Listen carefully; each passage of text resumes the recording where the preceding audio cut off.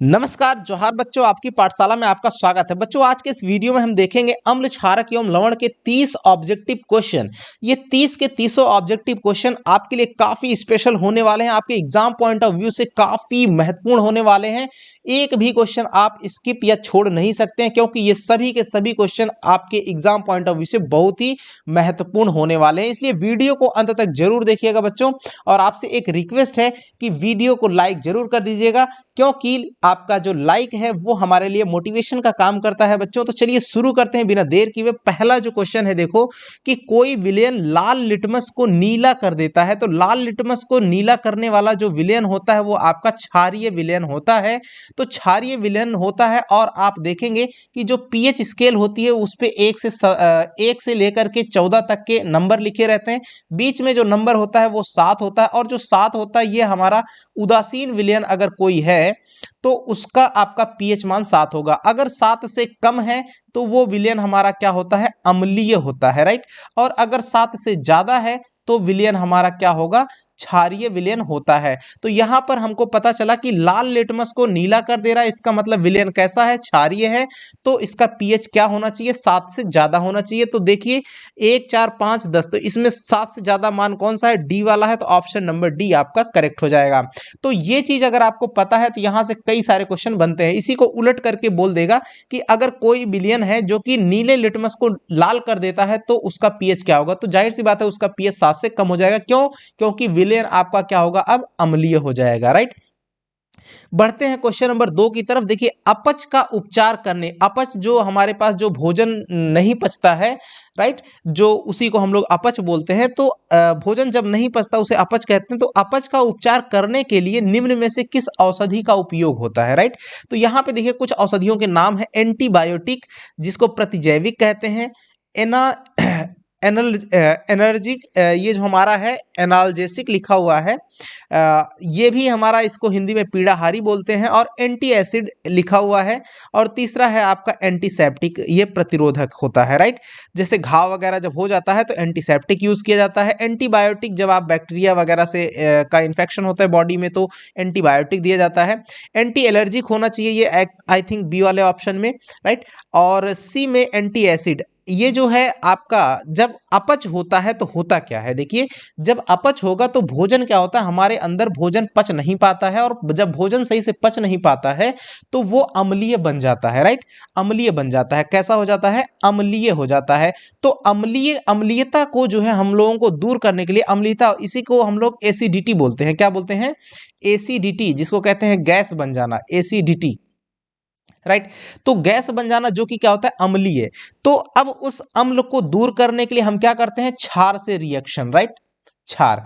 तो अब हम लोग क्षार क्या करेंगे, तो क्षार क्या होता है, वो एंटी एसिड होता है, राइट। एंटी एसिड होता है जो कि अम्ल अम्ल के साथ क्रिया करके क्या कर देता है, न्यूट्रल बना देता है। तो आपको ये सॉल्ट दे देता है और प्लस का पानी दे देता है, राइट। तो जब भी अम्ल और क्षार रिएक्शन करते हैं तो नमक और पानी जनरेट होता है। यानी कि ये जो रिएक्शन होता है ये आपका रिएक्शन कैसा हो जाता है, उदासीन रिएक्शन, राइट। उदासीन अभिक्रिया हो जाती है। तो यानी अम्लीयता को वो खत्म कर देता है। तो किसका यूज किया जाता है, एंटी एसिड का यूज किया जाता है बच्चों। तो जो अपच होता है, जब हमारा भोजन नहीं पचता है तो उसके उपचार के लिए हम लोग एंटी एसिड का यूज करते हैं, यानी कोई क्षारीय चीज यूज करते हैं। बढ़ते हैं अगले क्वेश्चन की तरफ। देखिए किसी उदासीन विलयन का पीएच मान क्या होता है। तो ऊपर में देखिए बच्चों आपको बताया गया कि उदासीन अगर रहेगा तो पीएच मान क्या होता है, 7 होता है। तो आप आंसर इसका जान गए होंगे, ऑप्शन नंबर बी आपका करेक्ट होगा। चौथा क्वेश्चन है, निम्नांकित में से कौन लवण है। लवण मतलब आपको नमक की बात कर रहा है, सॉल्ट, राइट। सॉल्ट यानी नमक, नमक को ही लवण कहते हैं। तो देखिए HCl क्या है, एसिड है, राइट। एसिड मतलब अम्ल है। NaOH ये क्या है, बेस है यानी कि क्षार है। और K2SO4 ये हमारा सॉल्ट है, राइट, यही है हमारा नमक। और नीचे में ये भी हमारा क्या है, क्षार है। तो नमक कौन सा है, सी वाला ऑप्शन K2SO4 यानी पोटेशियम सल्फेट हमारा नमक का एग्जाम्पल है। जो यहाँ 4 ऑप्शन है इनमें से। 5 नंबर देखिए क्वेश्चन है कि हमारे शरीर में जो पीएच होता है वो कितने परास, जो परास को इंग्लिश में रेंज कहते हैं। तो जो हमारे बॉडी का जो पीएच स्केल होता है उसकी रेंज क्या होती है, तो उसकी रेंज होती है 5.1 से सॉरी, यहाँ पे 7.0 से 7.8 के बीच में उसकी रेंज होती है। तो हमारे बॉडी का जो पीएच स्केल होता है वो 7 से 7.8 के बीच में रहता है। यानी कि नॉर्मली हम लोग अगर देखें तो 7 से लेकर के 7.8 लगभग ये कुछ जो है हम लोग कह सकते हैं कि ये क्षारीय किस्म का होता है। अब बढ़ते हैं अगली तरफ, देखिए अगले क्वेश्चन की तरफ। 6 number, baking powder, right, baking powder का मॉलिक्यूलर फॉर्मूला यानी अणुसूत्र क्या है? तो बेकिंग पाउडर का एक और भी नाम होता है, इसको हम लोग खाने वाला सोडा कहते हैं। क्या? खाने वाला सोडा। आप इस नाम को भी ध्यान रखिएगा, खाने वाला सोडा, या इसको कभी कभी मीठा सोडा भी कहा जाता है, राइट, मीठा सोडा। तो खाने वाला सोडा या मीठा सोडा, जिसका और नाम क्या है? Baking powder, right. अब इसका अणुसूत्र क्या होता है? तो इसका अणुसूत्र होता है आपका NaHCO3, राइट। क्या होता है? NaHCO3, right. तो ये आपका करेक्ट आंसर हो जाएगा सी वाला। बढ़ते 7 नंबर में, देखिए पूछ रहा है, काफी इंपॉर्टेंट क्वेश्चन है, वेरी इंपॉर्टेंट क्वेश्चन, कि कौन विजातीय यौगिक है? विजातीय का मतलब कौन इन चारों में से डिफरेंट है? इसमें से 3 है जो कि एक ही चीज से, कंपाउंड से मिलकर बन रहे हैं, बाकी एक है जो कि अलग तत्व से मिलकर के बन रहा है, इन तीनों से रिलेट नहीं करता। तो चूना पत्थर, देखिए ये आपका कैल्शियम कार्बोनेट होता है, CaCO3। खड़िया जो होता है ये भी आपका CaCO3 से बनता है, और संगमरमर भी CaCO3 से।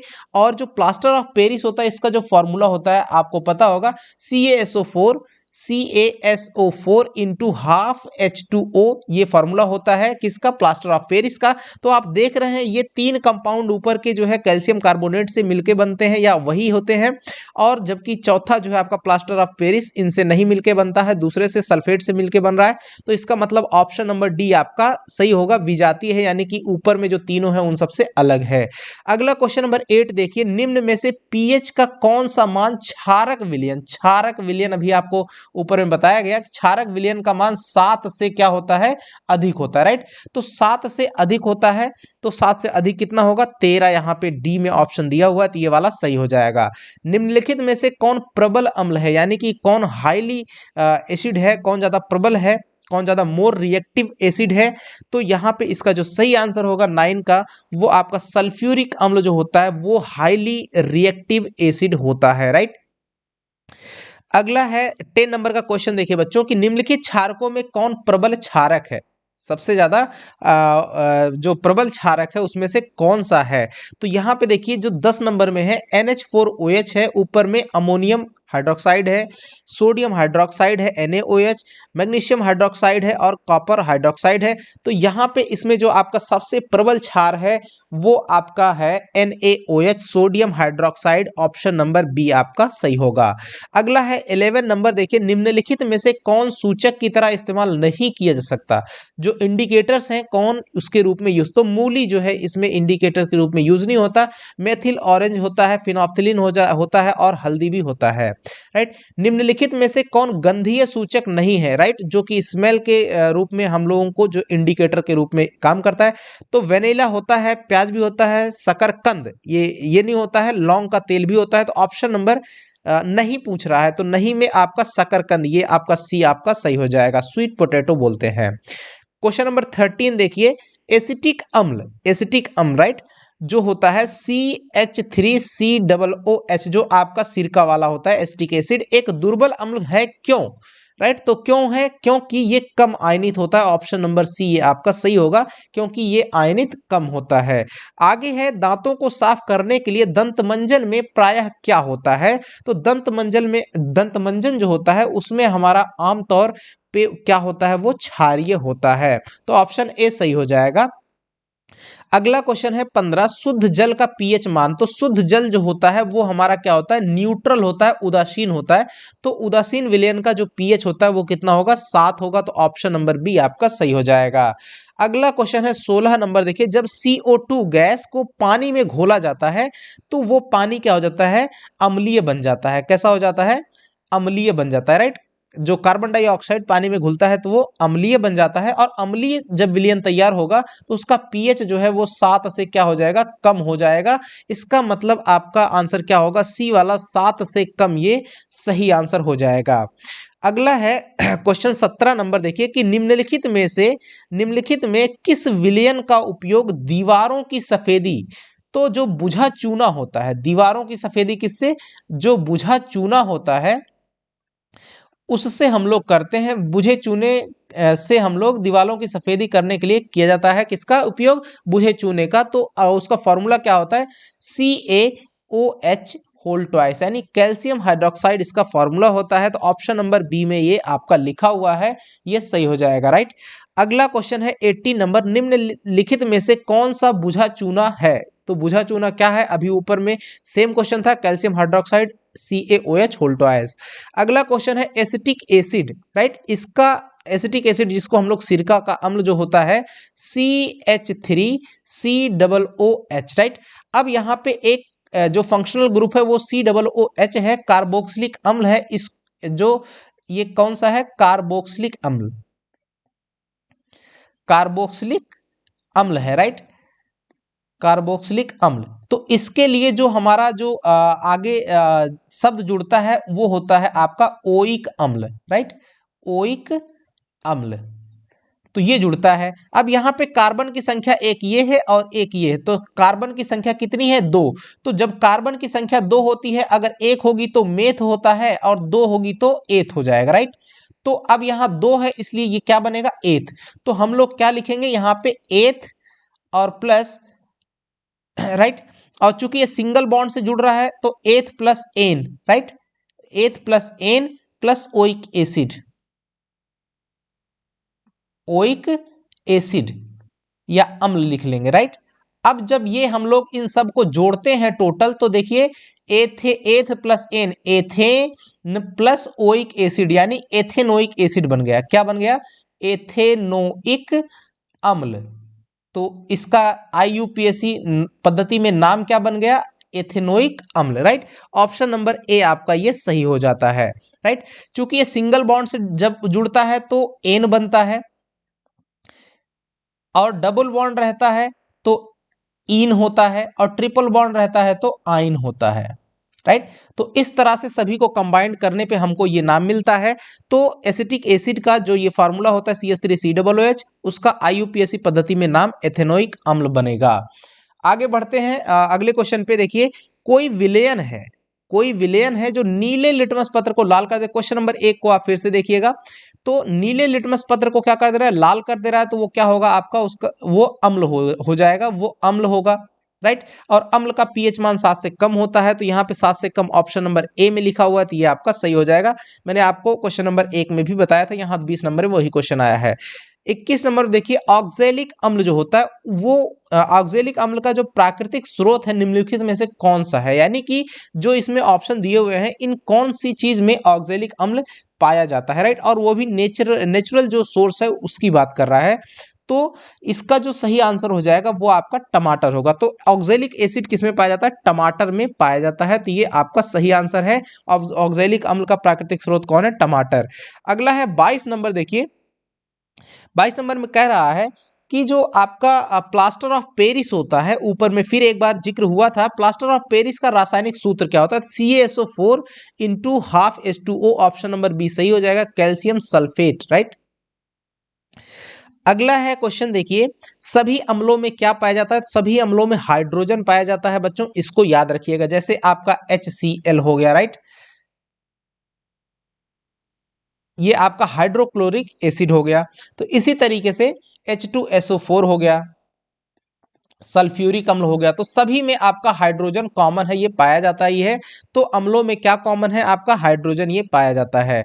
अब आगे बढ़ते हैं। देखिए एसिटिक अम्ल यानी सिरका की बात कर रहा है, का प्राकृतिक स्रोत निम्नलिखित में से कौन सा है। तो किसमें पाया जाता है एसिटिक एसिड, तो सिरके में पाया जाता है। आंसर बी सही हो जाएगा। सिट्रिक अम्ल यानी खट्टे पदार्थों में जो पाया जाता है, तो यहाँ पे सिट्रिक अम्ल की बात कर रहा है। तो सिट्रिक अम्ल जो है आपका, देखिए इमली भी खट्टापन होता है, टमाटर भी, लेकिन इन सब में अलग अलग एसिड पाया जाता है। यह संतरा और नींबू में भारी मात्रा में, प्रचुर मात्रा में पाया जाता है सिट्रिक एसिड। तो संतरा और नींबू इसका करेक्ट आंसर हो जाएगा।